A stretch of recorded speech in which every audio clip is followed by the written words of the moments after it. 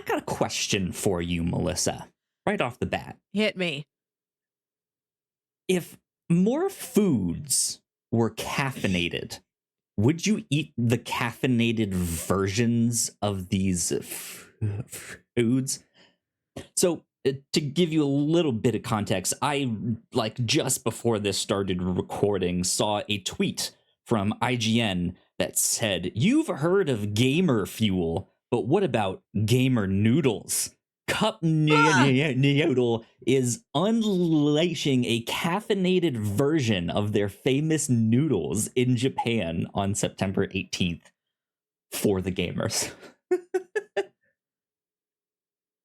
Now that you've mentioned it's cup noodles, caffeinated things are typically sweet, or at least commonly come in a sweetened form. Sure, yeah. I put like a vanilla creamer in my coffee, there's a soda or an energy drink. So I feel like I could eat another type of sweet food that's caffeinated, but I don't think I could get caffeine from a savory food. That's weird. See, that's the thing is, I don't know, like, you're right, it's mostly in liquid stuff and mostly sweet, but I don't, like, it doesn't taste like caffeine. I don't know what caffeine tastes like. Caffeine is tasteless. Exactly. So, I was just thinking about this then of like, would I eat a caffeinated cheeseburger, or like go get caffeinated tacos, or like caffeinated Doritos? I can actually see them trying to do something like that, right? Because a Dorito is so few things. It's corn and orange dust. When you mentioned hamburger and taco, I'm like, I don't know what part of it is caffeinated. The lettuce? Like, I need to know exactly what substance, what specific ingredient in this thing I'm getting the caffeine from. Caffeinated meat. Would you eat caffeinated meat? Speedbeef? Speedbeef, exactly. Man, just eat spaghetti and meatballs every morning before I go to work. Fills me with energy for my day. Spaghetti and speedballs. Exactly. Ladies and gentlemen, welcome to number 251 of the Whatnauts Captain's Log, where every week we thirst for the taste of legend. My name is Kyle Springer, and I am joined by Melissa Wilkinson. Melissa, howdy. How are you? Legend is caffeinated, correct? It's sure.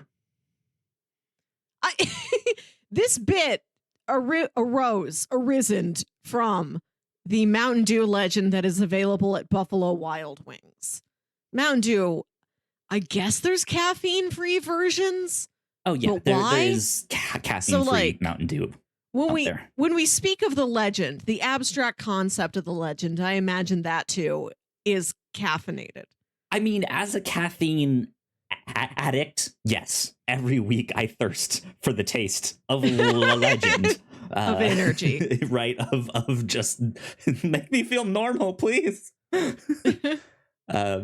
yeah, I don't know. I guess for the case of our podcast, even though it started out as a Mountain Dew bit thing, it kind of means whatever legend you prescribe to, right? I don't know. This week, maybe legend was getting to see your favorite movie in the theater. Legend means something different to us all the time. Exactly. Yeah. So if you guys, I just said this was number 251. So if you can't do math, that means last week was 250. And we had a fantasy draft here on the podcast for the best TV show opening credits. And that was a lot of fun. Go check it out. Mm-hmm. But yeah, I think this week is just going to be us catching up what we've been watching, all of that good stuff. There's some pop culture news and stuff too. Not all that much, but yeah, I thought I would at least start off the show with this caffeinated food question, because I think I think I would do it. I think I would try. Like if Burger King had the like caffeinated Whopper or what have you, right? I think I would try it. I have not delved into, besides the little gummies, like special magic foods with THC in them. Sure. But yeah. if those exist, those have always existed. You can eat you ate a magic brownie. You did that once. You could eat like a speed brownie also. By speed, I mean just the general concept of energy, not like crack cocaine. Don't do that. Don't put that in a brownie. Not like actual speed. Yeah, just like verve, vim, and vigor. We're putting that into assorted other foods. Yeah, I would love to wake up every day and eat an energy bagel and not have to drink anything. Go out dry. Then what's also really funny about that scenario is that you'd have to start calling regular things decaf. I would like a decaf burger, please. Please go into your local Chili's or whatever and try to order a decaf burger and see what they think that means. Yeah. See them try and work backwards to what they think you mean. A burger with no caffeine, please. Jeez, it's not that hard. Come on. Joey. So what is that? Whatever like your a name lettuce is. Wrap?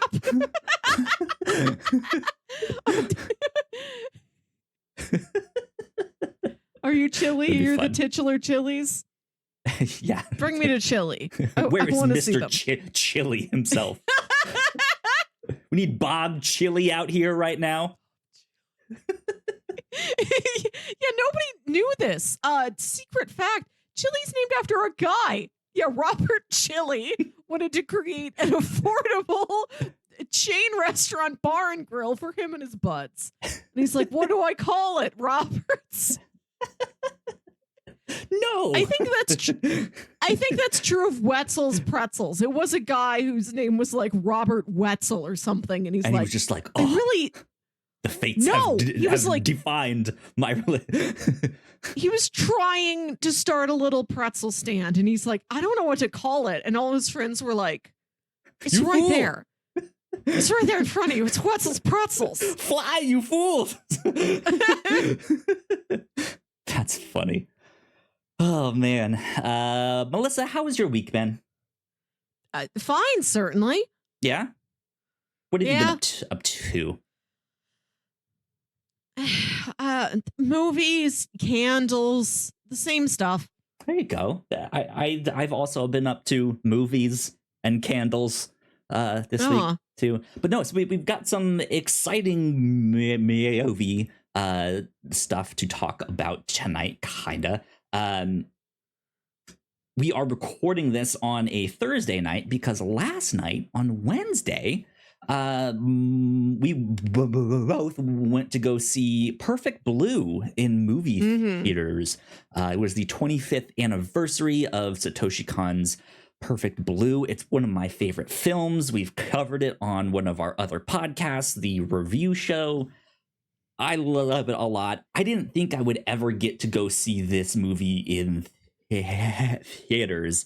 Did not even think or suspect of the like, oh yeah, the those like Fathom movie events that they always do credits or like a commercial for if you get there early enough at the movies. But it's always for some like stage play or opera or something like that, not in anime. And yeah, I just like I happened to see this and saw that it was like a one night only thing. And I was just like, I have to, like, I have to go. And I mentioned it to you and you were like, oh, I was also aware that too. Yeah. Yes. I saw it of my own accord. And I also screenshotted it. Like, I got to tell this to Kyle. Yeah, absolutely. It worked out perfectly. So yeah, we went to go see Perfect Blue. Melissa, what was your experience like? I invited a friend to go with me and did not know until just as we sat down and the movie was about to start. She had never seen this movie and didn't know what it was. There you go. Yeah, in for And then a ride. Of course, in the like 4.5 years since I've seen this, I've forgotten all about how gnarly it is. And at the end of the movie, she's just like, wow, that was intense. Wow, Melissa, cool. Never hanging out with you again. Okay. This is a fellow film nerd. I'm like, it's like Black Swan. You've seen Black Swan. Okay, like, yeah. We've seen gnarly stuff. Hopefully they enjoyed it then and was not like, oh, you're one of those anime people. Okay. Well, I was saying that, like, I'm not very into anime. I don't really watch it of my own accord, apart from the couple times a year it comes up on the review show. But like films I can grab onto. It's not like there's 600 episodes and like 3 different sub variants of a JoJo's Bizarre Adventure, whatever. Like Satoshi Kon made like 5 standalone movies. I can get my head around that. I can watch like 5 movies. Yeah. That's interesting though. Because I went with, it was me and my girlfriend, and she had seen it once before because it's one of my favorites. So we eventually had to watch that one together.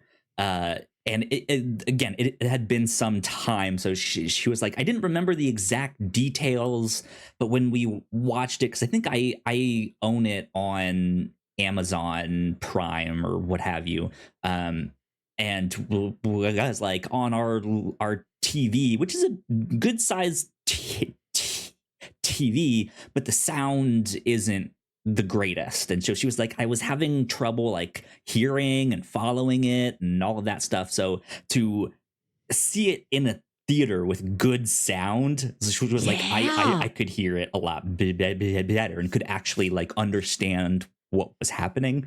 And I was like, it's kind of like a movie that does that in general. Like I remember watching it for the first time and just being confused, just completely lost. Like what happened? What is this? And it is one you have to watch a few times. But then after watching it this time and having seen it like 5 or 6 times now in total, I think I walked away being like, this movie's not really as complicated as the movie wants you to think it is.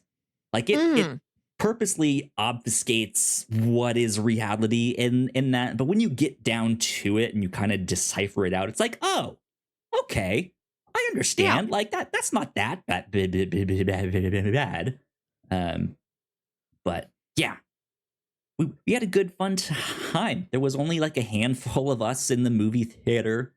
It was really funny because there was there was this guy and a girl that walked in, and he was trying to say under his breath, but it was like loud enough that everyone could kind of hear it, and he was like, you can see who really has taste by like who's watching this here. And you're just like, all right, thanks, kid. Like, sure, we do have taste, but come on. You walked in carrying a snifter of brandy. You didn't even know Regal Cinemas had snifters available. My peoples, yeah. He's wearing a turtleneck. Right. But then I think it was the same guy. It had like in my head, it was the same guy because I know they came in on my right and then went up these stairs. So they were behind me. I didn't know exactly where they sat, but someone who was up in my like behind me and to the right. There's a moment in the movie where a character gets hit in the head with a hammer, and it's a fairly cathartic moment to a degree. I wouldn't go as far to say it's like a fist pumping like moment, but this guy certainly thought so. she hits him in the head, and you just hear him go, yes. And I was like, okay, you go, kid. Hell yeah. Really into this. Right? Mima's victories are my victories. Exactly. We had So, I don't we know, had a good 20, 25 people. We had a decent turnout for this. okay, that's And I bigger than liked what we had. seeing. I liked seeing the previews for the other films that are going to be in the series. I think it's like Anime Expo Cinema Nights or something. Mhm. AXCN was the abbreviation. They're going to be doing Tokyo Godfathers around Christmas time, which is correct. As they should. If as we opposed get to that, as a, then I'll be at that one as opposed too. to my local Alamo Draft House that is showing Eyes Wide Shut on October 1st, when that too is a Christmas movie. That I've never seen. Ghost in the Shell is coming up. I've never seen Ghost in the Shell. Like, Another I one might of my take advantage favorites. of a couple more of these. Yeah, I did really like getting to hear Perfect Blue in a theater. First off, it's just fun to see something that is animated in 1996 or 7 and like has that aesthetic to it, projected on a big screen. Yeah, Just seeing things in absolutely. a theater that like has existed only on like 14 inches for you is incredible and feels so throwback and vintage. And And then you're able to feel the music so much more, like all the fun yeah, city pop hits and then all the like tense mystery music and all the hits of the assorted murders that happen throughout the film. yeah, that was something I noticed too. The music in it, like they really only do like or the pop group that the main character like used to be in. They do like their number one hit. That's like mostly the song that you hear over and over again. I think they have a second one in there though that they start to sing, but whenever they play that song though, it's just because it's in a theater, it sounds so good. Like this is not just some like the like I don't remember. I think Satoshi Kon also wrote the screenplay. I don't remember exactly, but yeah, like if I don't know if he also like wrote the song or like they hired people to write the song. Who knows what? But they made a good song. Like that actually was that an existing song? I don't know. But yeah, that's just something not like having watched that on my laptop off of streaming websites or on like that's on how I to see Prime. It was just like, man, there really is like a noticeable difference in the way like this song sounds. It sounds so good. So good stuff. We had fun with that, man. But yeah, like that is, I think there are like I've never really paid attention to any of those like Fathom events. I know they do MAOVs and stuff. I know a couple. But I've never really looked into it. But yeah, there are certain things that's like I'll never be able to see like Perfect Blue in theaters maybe again. So I was like, I have to. Yeah, I have to. You gotta take it. I really want to expand the sort of things I see in a theater. And I've been keeping track of every movie I see in the theater this year. Cool. Both new ones and old ones like these. And I've passed 40 movies so far this year, which is an average of over 5 a month. So it's not like I need to expand it further, but like I want to go to one of those Fathom events of an opera or something. I want to try that. I want to see who goes to that. Sure. There's so many Indian movies that play in theaters, and I have no context for any of them. But like, if they played RRR again or some other big movie I've heard of, like DDLJ or Om Shanti Om or one of the few titles that has reached me, I'd take the opportunity and see that. Or just maybe I'll try walking into one of these blind one day. It's got English subtitles. Cool. I'll learn what this is. Yep, absolutely. Our movie theater still does that like mystery movie Mondays once a month. Right. That I still want to go to at some point and just haven't done. But yeah, there's some interesting stuff that I think you can get at those Fathom events. And stuff like that. So this wasn't a keep an eye Fathom out. event, but like they really It's cornered like their that market type on of thing. events. Right. Yeah. They're like the Kleenex of branded, we put it in your theaters type shows. Absolutely. Yeah. Every event is a Fathom event. Absolutely. I also went to go see on Monday, the Equalizer 3. Oh, I haven't seen any of those. Yeah, I walked into that one with no context. We went with my partner's father, which he likes those, and I learned like 20 minutes before the movie started like what it was kind of about, and that it used to be an old about a man named TV John show. Equalizer. Right. Exactly. And I think going in with no context, this movie was very good. I liked it a lot. Nice. Good to hear. It does make me interested in the first two, because there was one or two things that I was like, I bet you that's a reference to the first two, but I don't feel like you needed to see those to understand this one. It's a lot like John Wick in like that style of movie. There were some gruesome killings in this. Some stuff that I was just like, oh, okay, I don't need to look at that. But then they also did something really, really interesting that I liked a lot in this, and that's probably because Denzel is very old. I guess I don't know how old he is. The very might not qualify, but he is older, right? Yeah.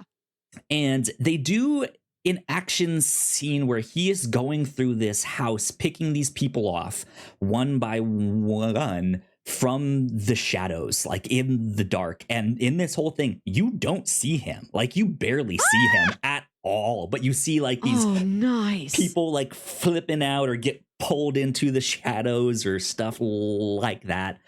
And that was cool on its own to be like, I don't need to see the action hero front and center or like in that like roundabout in Europe, like dodging cars and with their like Teflon suits and stuff like that. Like you can do some interesting things to be like, how can we not show him but still make it that type of action scene? I think that they were successful at. So I just thought it's been a great year for action movie sequels starring one of the cast members of Kenneth Branagh's Much Ado About Nothing. But yeah, I liked it a lot. I would recommend it. Good to hear. My dad's probably also into those. If we've liked all the John Wicks, he probably likes an Equalizer. Yeah, this is less of the like sleek neon glass stuff like that. This one in particular, I can't speak to the first two. This one was much more like a mafia movie.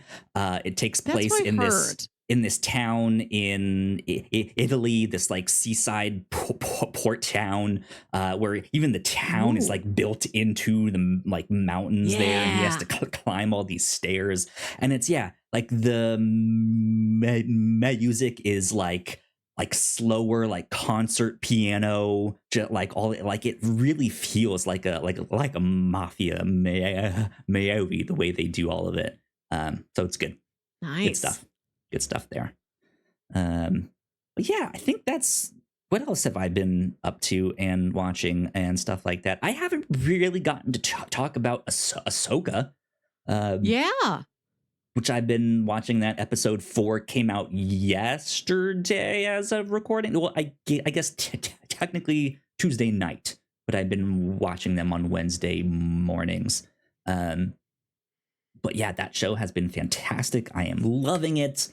As someone who has seen all of the cartoons and knows everything that happened in Rebels, I am loving it. It is so good. There's stuff and it's just like, I had no idea that like to expect this stuff of just like they went to some crazy places in that cartoon. I don't think they're gonna want to go to these places in Star Wars, like live action stuff. and they're going there. It's interesting. Good. So I'm loving that show a lot. Hopefully, I know we aren't doing our week to week reactions to that, but hopefully I can convince Ignacio to do a like end of season 1 wrap up. That would be fun. I would love to get to talk about it more in depth, stuff like that. So there you go. That's my thoughts on Ahsoka right now. 2 thumbs up. I love it. It's great. Nice. I have heard good things. Not for me. I can't get this deep into Star Wars, but I accept that it is my curse.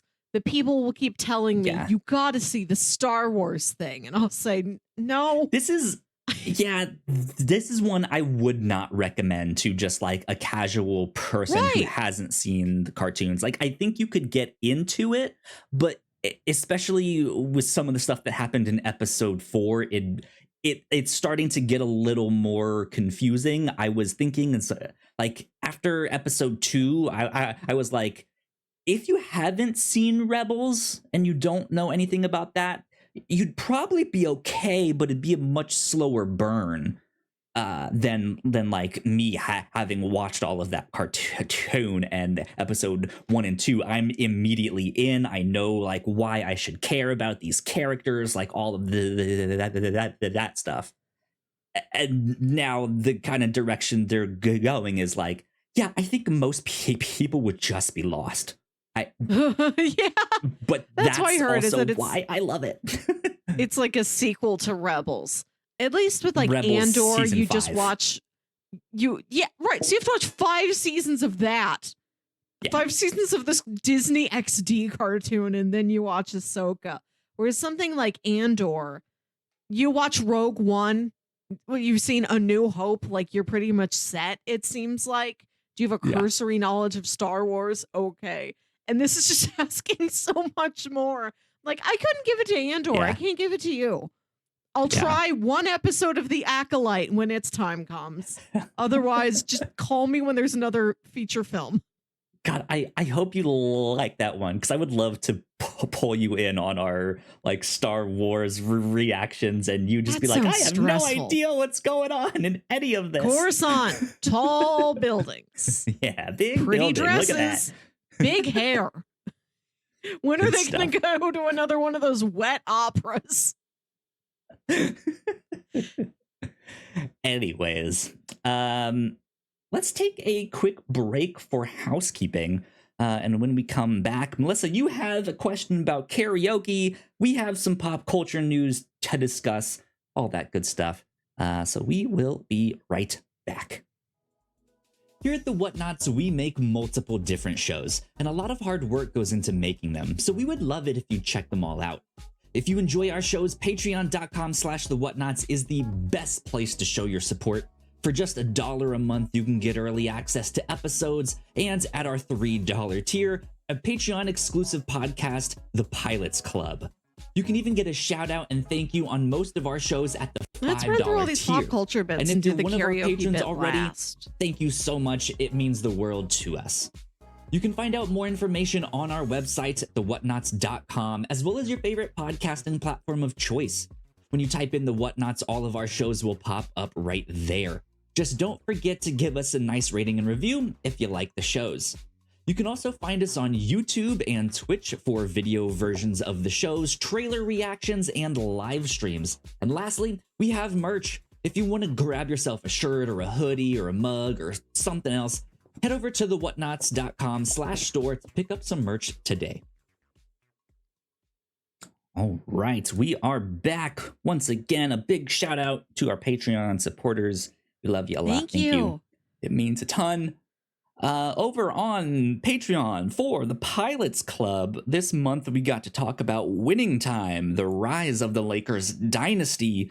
We watched the pilot of that and was pleasantly surprised. They do some interesting stuff in there that I don't like. I just was not expecting.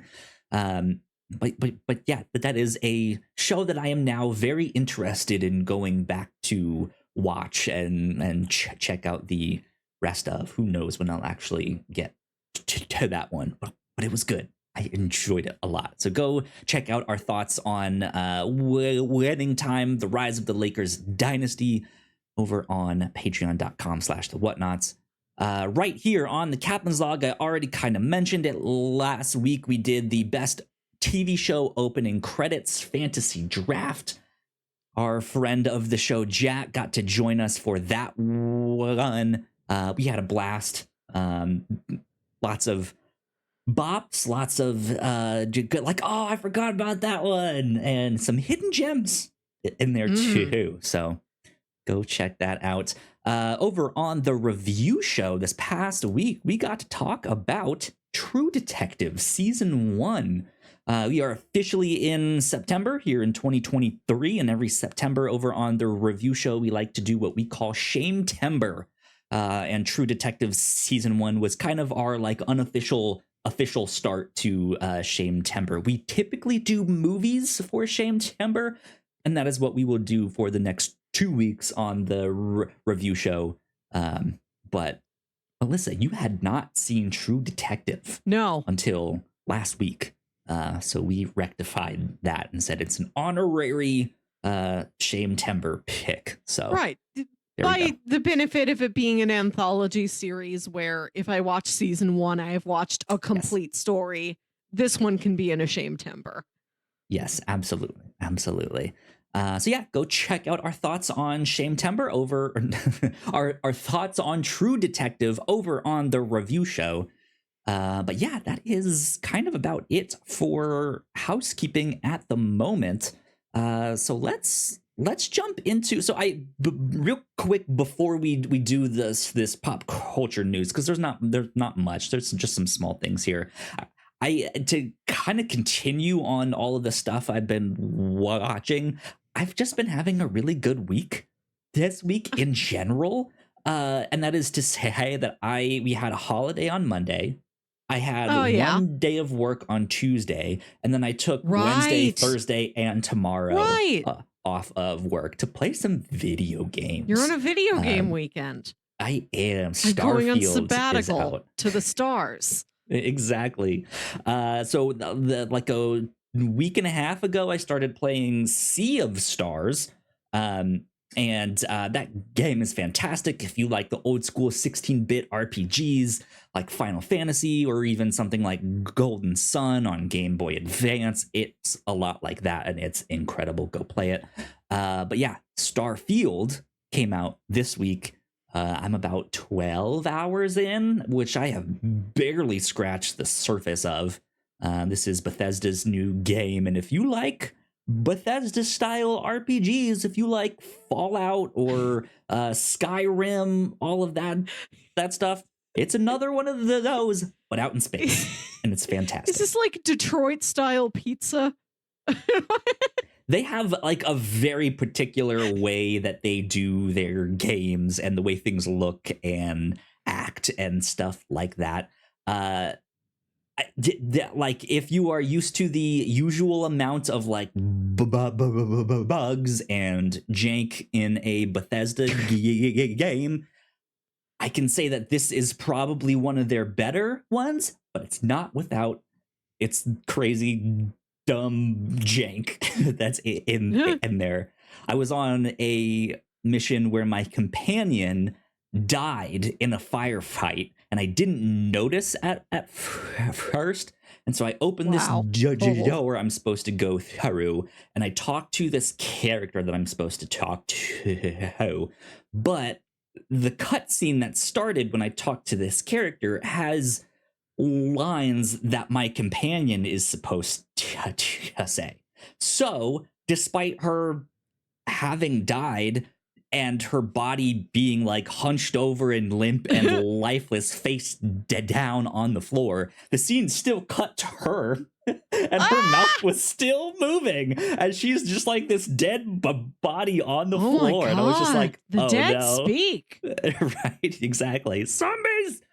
So yeah, there's still some real funny stuff that can happen there, but it's a blast. I'm enjoying it a lot. So yeah, that's all I had to say. That I've been having a good week of like barely any work. So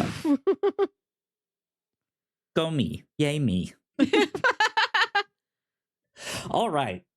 Pop culture news from the past couple weeks here. Let's start with the Marvel stuff, since I feel like we can kind of run down that stuff real quick. Yes, Melissa, You from the wrote down Whatnauts.com. a recap of news that's been out for a couple days. So I was aware of this. Various things getting delayed in the MCU timeline, as you expected, after these strikes. But I think it's very funny that you wrote these down. Looking at these with no context for these are upcoming Marvel shows, just the phrase Echo delayed to January 2024 makes me imagine that you go into a cave and you yell your name and you don't hear your name repeated back to you for another 4 months. No Echo. Just imagine that as a news item. Echoes across the world just on a delay. Just there's a pipeline backup in Echoes. You're not going to get that delivered until 2024. Sorry about that. Yeah, and then, sorry, guys. The other ship got stuck in the canal, and now the Echoes aren't getting here. Just a ship full of nothing but yelling. Just no space, no physical cargo, just screams. And then you also wrote, what if happening around Christmas time? Yep, indeed. You did not capitalize what if, did not put it in quotation marks or underlines or anything that would indicate this is a title. So it's just an abstract question. What if happening around Christmas time? No punctuation. It's not even a question. What To if which I happening say, around Christmas time? No happening around Christmas time, but unbreakable for New Year's Eve. The Village for President's Day. God. Yeah, so as Melissa is saying, the season 2 of What If is supposedly coming out now around Christmas time. I think it had an earlier release date before that, like sometime like late fall. So slightly delayed, but they never really had an exact date with that. Mm-hmm.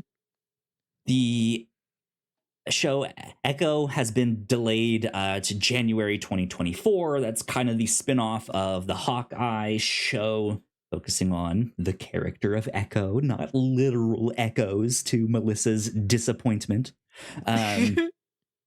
X-Men 97 has been delayed to early 2024. Again, I think that was supposed to be like Christmas time this year-ish.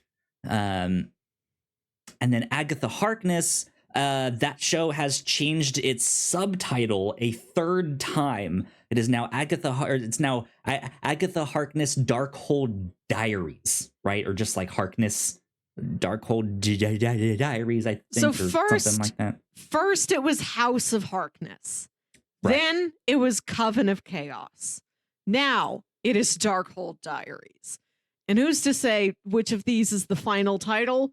If this is some sort of shell game, if it's going to come out with a fourth title. If these are just episode names, right? Who knows? Maybe. No, I think it's actually the show name. But yeah, that got pushed to early fall 2024. So that's still some ways away. Ironheart is the next one, which is currently off the schedule. They did not give a release date for this. I think it had a tentative one previously. But the Hollywood Reporter article I was looking at said that this show has already been filmed. Like filming is done with this one. But it has been like production has stopped because of the strikes, which is kind of confusing for me if it's already filmed, which means it's already been written. Well, maybe filming is done, but there's still like ADR and voiceover or something left to do. Maybe there's like a few things like that. Yeah. So yeah, that one is close to being done. Daredevil Born Again and Wonder Man have both halted production due to the strikes. No dates were given for those. And then I didn't hear anything about what's it called? Armor Wars. I didn't see anything about that. Armor Wars. Last that got I changed heard, to still a movie, right? Still a movie. Yeah. Haven't heard an additional thing about Armor Wars. It is just movie. Yeah. So things slightly delayed. I'm okay with that. But yeah, gotta happen. I'm fine with that. I am in full support of all of these strikes. Speaking of the strikes that's happening right now, SAG-AFTRA has unanimously authorized the video game voice actors and performance actors to go on strike, and they will be voting later this month on September 25th.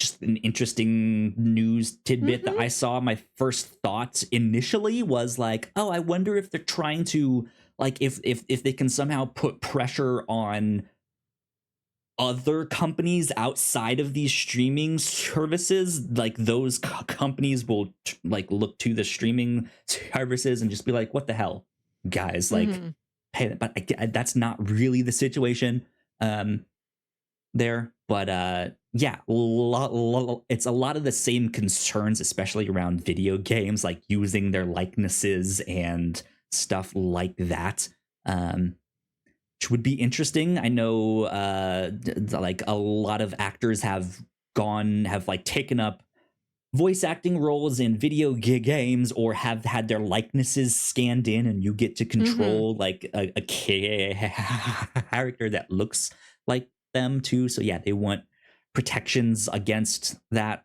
same stuff there. So I just thought that was an interesting little tidbit with all of that. And Dune 2 has been delayed. Still Dune. It's not happening this year. I think it was in November, closer to my birthday ish, but this got pushed to March 24th, 2024. I'm okay with that. I can't wait to see the prequel in which he's a chocolatier and then realizes he needs to go get like a special spice and then like flies to the planet of Arrakis and has to like lead an insurrection to make his chocolate. Wait for the chocolate spice mixtures, which, you know, if both of these movies had come out at the same time, theaters would have offered that, some sort of chocolate spicy Timmy dish. Yeah, we don't. Having two big Timothy Chalamet is some sort of iconoclast blockbusters at once. Truly overwhelming. So I understand them. Like, we got to space this out. Dune goes to spring. Yeah. So yeah, that got delayed, and then last but not least, apparently Wes Anderson is releasing 2 movies this year. This one is a short. It is 40 minutes long. Okay. That helps. That I did not know. So yeah, I saw a tweet that was like, the wonderful story of Henry Sugar starring Benedict Cumberbatch, Ralph Fiennes, and Dev Patel, releasing on September 27th. Oh, Ray Fiennes? Why did I put Ralph? No, that's how you spell his name, but you pronounce it Ray. I don't pretend to understand his ways. Does he go by Ray even though his name is Ralph? No, it's spelled Ralph, but nobody says Ralph. You don't pronounce it Ralph. It's like, interesting. I don't know. I don't know. It just is. Huh. I just think it's funny that you just wrote Cumberbatch. Like, no need to say Benedict. Who else is it? Yeah, it's not like he's sorry to any Cumberbatch family members who are trying to also get into show business. There's room for one. He's kind of he's a one name celebrity, right? You can say the whole thing. There is the trend of just completely butchering his name to any kind of, which I feel like we've gotten past. Right? I feel like after like 2013, people were like, okay, we've adjusted to it now. We all can say Benedict Cumberbatch. Yeah. But I feel like he's a one name thing, right? Yeah. Can't just say Benedict because Benedict Wong is out there. Right. Just Cumberbatch. But yeah, Wes Anderson released Asteroid City earlier this year, which we both went to go see and did a whole spoiler cast for over on our podcast, The Reactor Core. So yeah, I saw this, and I think the tweet that I saw that on said that like his new movie, and did not call it a short, which 40 minutes, I longer than a shorter than a movie. I believe a schmovie? The line, it's a schmovie. At least under like Academy law, I think it has to be at least like 55 or 60 minutes, 70, something like that to get to your movie. Academy law. The Academy Judicial Branch has spoken. Yes. And if you break their laws, the Academy will come after you, will send their police enforcers after you and erase you. No, like Logan's Run. No, just like you won't be counted in the right category, you know? Like I listen to a dedicated awards podcast every week, so I've followed all sorts of stuff. Yeah, 40 minutes is long for a short, but that is still absolutely a short. There have been other shorts that long. Okay, well, good to know. Thank you for the context. I'm still interested to see what this is. I've not seen, I don't know if they have like a teaser out or any kind of trailer, but I just saw that and was just like, whoa, two movies? It's another one based off a Roald Dahl story, like The Fantastic Mr. Fox. I want to say it's also stop motion in a similar style, but not sure. Oh, interesting. Because they released a poster and it was Cumberbatch sitting there, I think. Well, maybe I'm wrong. I don't know. Maybe he's got like a live action stop motion thing. Would that be a thing? It's just a series of photos of Benedict Cumberbatch that just get cut up and moved around like early construction papers, South Park. I mean, honestly, that's interesting. Live action stop motion. Yes, it's exclusively photographs. I mean, technically, you could film it at a much slower frame rate, right? If you film it at like 20 frames a second. There's something like that. It'll look like stop motion, right? I don't know. Whatever. So yeah, that's all the pop culture news and tidbits I thought fit to mention.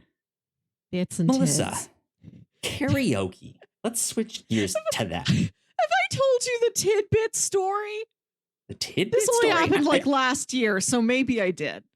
Maybe it's not ringing a bell just by the name of the bit.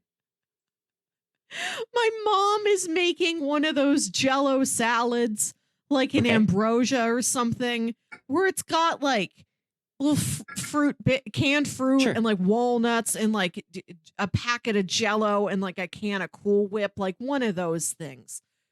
And we're putting the ingredients in, and she's like, "Oh, we're gonna leave out the pineapples. Your dad doesn't like those." And she's holding up the can, and it is the proper name, the recognized name for a little tiny chunk of a pineapple, which is pineapple tidbits. Every company sells it under that name, like those little triangles. And she's looking at the can of pineapple tidbits, and she says, "Bit, I understand, but tid?" Yeah, I don't understand the tid either. A couple weeks ago, Jams came by the house and he was talking to our folks about how he loves the Shine On, this new brand of like fruit popsicles, pure fruit-based popsicles. And he was saying that he bought one that was mango tahini that he thought he would like, but he like really couldn't finish it. He wasn't that into it. And our mom I am certain that she meant to say, oh, yeah, you got to be a real big mango fan to enjoy that. But she trails off halfway through, which she is wont to do. So the entire sentence is just, oh, yeah, you got to be a mango. Yeah. Just you know what? Stops Good talking. advice. You got to be a mango. You simply must. That's my collection of mom fruit stories. I searched for the etymology of the word tidbit, and I'm on Etymonline, ETYMONLINE, .com, and it says 1630s, probably from a dialectal tid, meaning fond or solicitous or tender, perhaps by influence of the word tit. But like I guess tit as in, and then it has the entry for that one.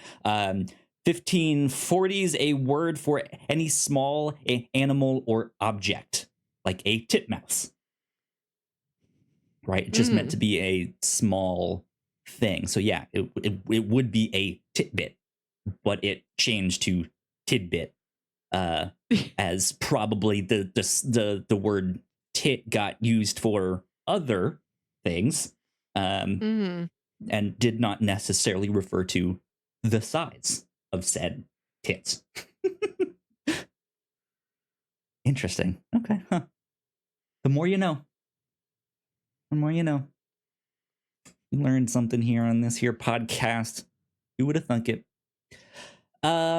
Melissa, you wrote down a question about karaoke here. That's what I was transitioning to earlier on. What got you thinking about karaoke? No, that's exactly what this podcast is. It is one big deviation. We can go wherever we want. It's Jack's birthday this weekend. Last year, she did a karaoke rental, rented a room at a very swanky karaoke place, or at least a place that was very swanky in terms of its decor. It looks swanky. Looks like you're on a fancy train car. Interesting. Okay. And it's happening again this year. So I just wanted, have you ever done a karaoke or witnessed it? Witnessed it, sure.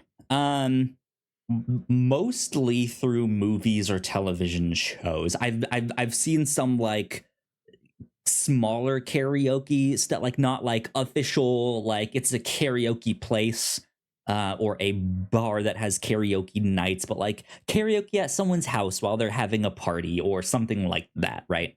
But no, I'm not really a karaoke guy. That is really not my scene. I'd probably be caught dead before I was doing karaoke. Right, not for everybody. Yeah, not my scene. If you had to, is there something you would select? What would your strategy be? God, see, that's my first conundrum. Is I would just have choice paralysis. I'm just like I don't know. I mean, maybe I could do that one, but is that should I do that one? I don't know. Would the crowd like that? Should I really be thinking about what the crowd would like right now, or is this about what I like? And this is the only time I've ever done it. Is these like private party scenarios where there's not a crowd, there's 5 other people. Yeah. So like the like real high energy songs that you would hope the crowd would get into to help you, when it's only 5 other people, it's a little lackluster sometimes, and that can dissuade you too, right? But like, what then you can also are you in? Play things exactly for them. Last year, what I did, because I don't sing, I not only can't sing, I cannot sing well. I don't sing generally. I'm not a shower singer. Too. I'm not a car singer often. I don't, it's not, I have no drive to do it really. If it was not my dear friend's birthday, I probably wouldn't think about getting up for a karaoke. But last year I did Brandy, You're a Fine Girl by Looking Glass. Good song. But I did it in the format of the monologue that Ego the Living Planet gives to Peter Quill. Brandy, you're a fine girl. What a good wife you would be. My life, my love, my lady, it's a C. So I just sang the entire thing, looking straight at Jack and repeatedly addressing her as Peter. Good. See, that has a level of like inside joke kind of, Yes. right? Like that's a bit you were jamming, but if you did that at a Committed full hard to that bit, bar, yes. right, where there's like other people there, that I don't know if that would go over so well, right?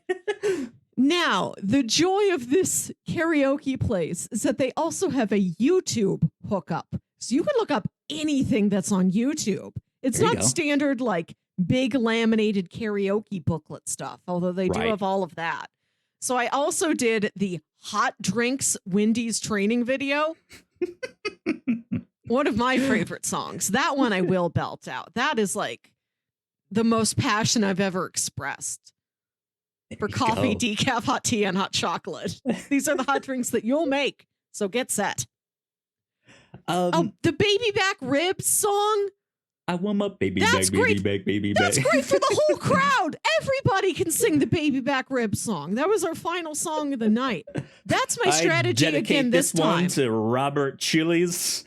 Robert Chili's, this one's for you. I want my baby back. I don't know how to do things that aren't bits. Tits or bits. I can only do things that are an attempt at a joke. I wouldn't be able to do anything sincere. So I'm not going to do any real songs. That can fit with a certain time and place though. But I think if I was in a real karaoke place scenario, like at a bar, I feel like one of the hype ones would be Since You've Been Gone. That would be a real hype one. I have to say, especially the what was it? Pop Goes the like heavy metal one. God, that one is so good. But yeah, Since You've Been That's Gone, a good choice. I think would get a lot of people hype. Very recognizable. I feel like Kelly Clarkson, though she is a popular and renowned singer, isn't on that like impenetrable divas level where it's like, oh, you're going to try a Christina Aguilera or a Mariah Carey or something. Like Kelly Clarkson feels you went attainable. straight to Beyonce. Okay. Right. My plan this year is I think I'm mostly going to do songs from commercials. Okay. Interesting. If you need long-term if you have long-term payments and you need cash now, call J.G. Wentworth. 870 cash now. See, everybody knows it. Everybody joins in. I'm going to do Education Connection. God, what was this is the only one I'm practicing for. I have practiced. I am going whole hog on the 30-second jingle for educationconnection.com from like 2010. Like harmonizing education connection. How do we do that? That's funny. Like I appreciate the effort behind the bit though, right? Mm-hmm. Like I think that's fun. That's something special. What is a song that you think would just completely halt the room, and not like showstopper, but like, oh, that song, no one wants to hear that song. The Wreck of the Edmund Fitzgerald. Some big like extra long ballad that's real sad. I do. One of my favorite songs is Red Right Hand, but that is quite a long song. Mm-hmm. And if I would want to do it, but I would want to sing it while sauntering across a very long room, like that one Javier Bardem monologue in Skyfall. Yeah, okay. Which is another thing I thought of. If we can connect this thing to YouTube, who says I'm limited to songs? I'm like, what if I got up there and I just did a Daniel Plainview monologue from There Will Be Blood? But then is that really karaoke then? If you're only if Who it's says it not isn't? like set to music, right? Then you're who's just here, getting Toshi Karaoke, to tell me I can't? I'm Bob Karaoke, and I have to say these are against the Judiciary Committee of Karaoke. I want to do Thriller, but only the Vincent Price part of the song. God, you could just only the interstitial read dialogue from Steal My Sunshine. Right, yeah. Is there what's your favorite musical episode of like cartoons and stuff? Could you do stuff like that? That would fit. Oh, absolutely. I am doing One Track Lover from Garth Marenghi's Dark Place. There you go. Okay. Interesting stuff. Yeah. I might, if it dries up and they really need somebody to get up there and sing, I'll do the Poke Rap. Hey, that one would be great. To be honest, if someone got up there and nailed it, I would be like, I am buying you a drink next. Like, amen. That's awesome. That would be great. Right. Anybody can do the Poke Rap. Lyrics are right there on screen. I mean, yeah, but it's also kind of a tongue twister, right? To move that fast and say yeah. I don't know. Like there's certain things, like if someone got up there and did like a rap that Twista did, one of those like double times, super fast, I'm here to do Informer by Snow. Overnight celebrity with Twista and Kanye West, like they got up there, I'd be like, okay, respect, you hit all of that, all right. Last year, one of Jack's friends did get up there and do Song 2 by Blur, which is just wahoo. Okay. Wahoo. I gotcha.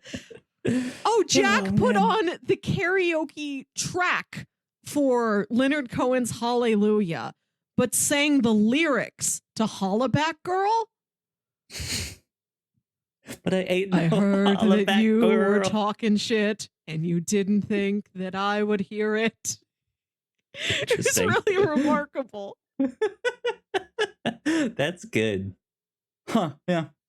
I mean, like, that is the thing. I think in the setting you're going, stuff like that is great. Like, right, it's all bits. Awesome. It's wall-to-wall bits. Yeah.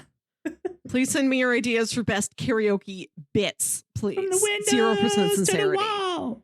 Tell the bits drop that. What? All right.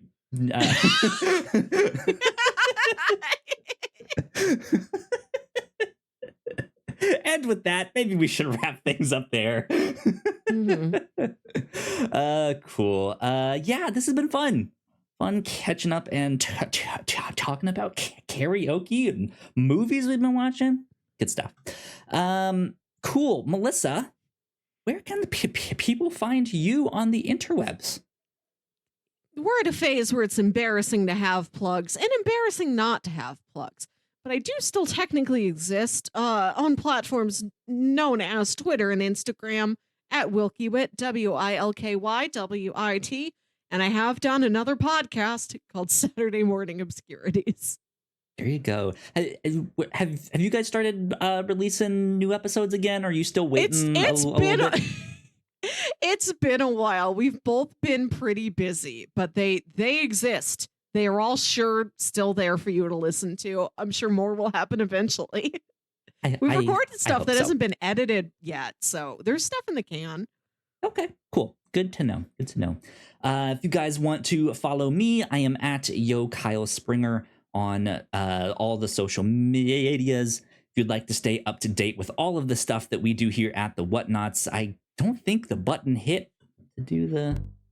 Yeah, see, there we go. Now I get the end credits, all of that good stuff there. But yeah, if you'd like to follow us on all the stuff that we do here at the Whatnauts. We are at the Whatnauts on most social media places.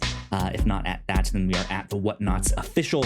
If you're on YouTube, we got plenty more videos for you to check out right over there. So please go like and share and subscribe. And this has been number 251 of the Whatnauts Captain's Log. We will see you all next time. Bye. Bye.